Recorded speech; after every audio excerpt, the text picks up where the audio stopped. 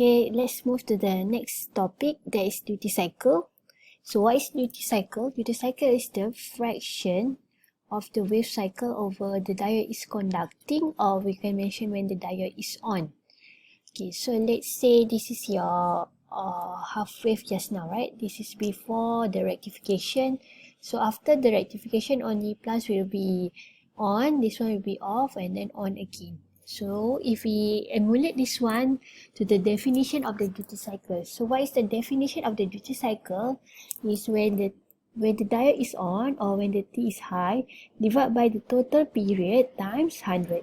So let's say the on and off is the same. So this is 50%, half of the cycle, and this one is also for 50 seconds. Means half of the total period is on, the other half is off. So we call that one 50%. So for example, just now your half wave rectifier. So this is happened, the total period is 2 seconds. So half of them is on, the other half is off, right? So we can denote this one is 50% duty cycle. Okay, so another definition of the duty cycle is that the fraction of the wave cycle over which the diode is conducting or on. So in this formula, we use the angle. So means it's either 360. So you know the total angle here is 360 degrees. So duty cycle is equal divided by 2 pi. 2 pi here means actually is 360 degrees. Okay, so the orange color here is half wave rectifier output, right? So we have the first is theta 1 here, another one is theta 2 here. So what is the duty cycle? Is theta 2 minus theta 1 divided by 360 multiplied by 100%. So the unit of for duty cycle is in percentage. So let's see how you're going to calculate the duty cycle.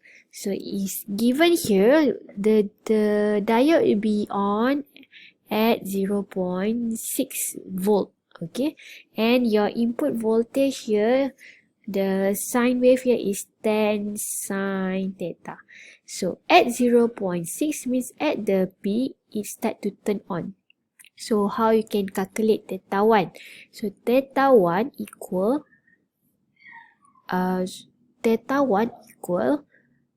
sine inverse 0.6 divided by 10, and then you can get here 3.44. So once you got theta 1, how you calculate? So this is theta 1. How you can calculate theta 2? So you know this is 180 degrees, right? So theta 2 is actually 180 minus 3.44 degree, and then you can get duty cycle is equal to theta 2 minus theta 1 divided by 2 pi 360 multiplied by 100%. So you can get here your duty cycle is around 48%, means only half of the cycle will be on, the other half will be off. Okay, another term that is important here, that is what we call peak inverse voltage. So what is actually peak inverse voltage? Is the peak value where the diode can withstand when it is reverse bias. So how can we explain this? This is your diode. So what is the IV characteristic of the diode? So this is ID, this is VD, this is the forward bias condition. Okay, so at the reverse bias condition, we are expecting that the diode will be continuously turned off. But there is some maximum value here, the limit point, where the diode will not continually off, but it will start to damage, right? So this is what we call PIV.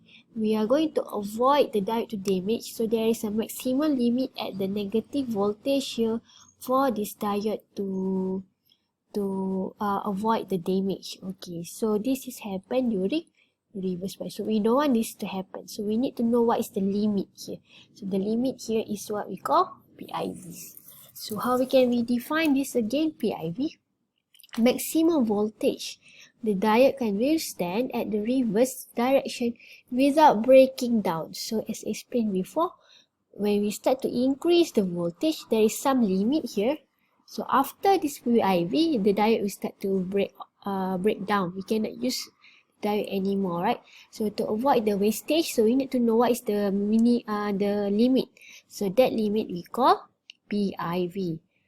Okay, so the diode will get damaged when the value of the voltage you apply at the reverse bias is more than the PIV. Okay, so if you go through the data sheet of the diode, so we can see here, this is what we call the reverse bias voltage. So there is value here that contained about the PIV. What is the maximum voltage that you can apply for the diode before it start to become damaged. So this is the purpose to avoid damaging of the diode.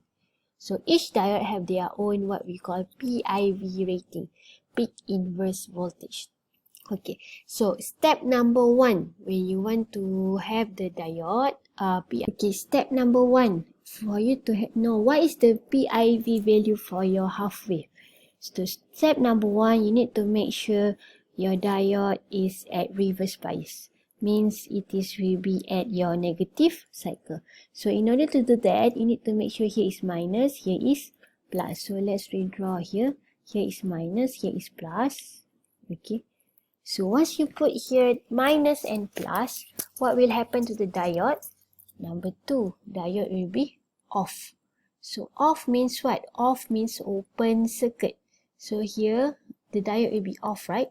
So here will be open circuit, and then you have your R connected here, and then this one is connected directly. Okay. So number 3, at the open circuit where you're going to locate your PIV. So here will be your PIV. Number 4, add the sign at the PIV. So here will be minus, so here will be minus, and here will be plus. Number 5, you need to draw the KVL equation to derive the value of your PIV. So let's say it is a KVL equation.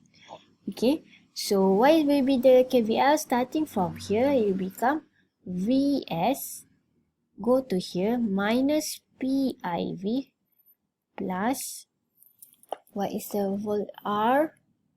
I equal to 0. Now, take note here, this is reverse bias. So there will be no voltage drop. What will be the current across this loop will be equal to 0 because this is open circuit. So here will be no voltage drop and Ri will be 0. So what is your PIV is actually your Vs. Okay, remember back chapter 3, you always take note about the peak only, right? So your PIV, peak inverse voltage for your half wave rectifier is actually your Vs peak. So the equation is derived for half wave rectifier. So if we look at the summary here, again number 1, you need to put minus, plus, and then this one will be open circuit, or you denote here is PIV. Why this is minus? Because minus and plus, and you make a KVL. So as we know, there is no current flow. Why? Because this is open circuit, and you make a loop here, and then you can get your, this is PIV equal to VSP. Okay. So if we see here, what is actually PIV for half wave? It's actually directly your VSP value. Okay, so now let's do one example of the half wave rectifier. So this is one example of the previous midterm question for half wave rectifier. So we will discuss this in the next video. Okay, so you can go through by yourself first, and then we will discuss it. So that's all for half wave rectifier. What is the term that you learned previously is the PIV. One is PIV, and then you learn about duty cycle, and then to calculate your V out. So the aim of the half wave rectifier is to convert two polarity to one polarity. Okay, that's all for today. Assalamualaikum warahmatullahi wabarakatuh.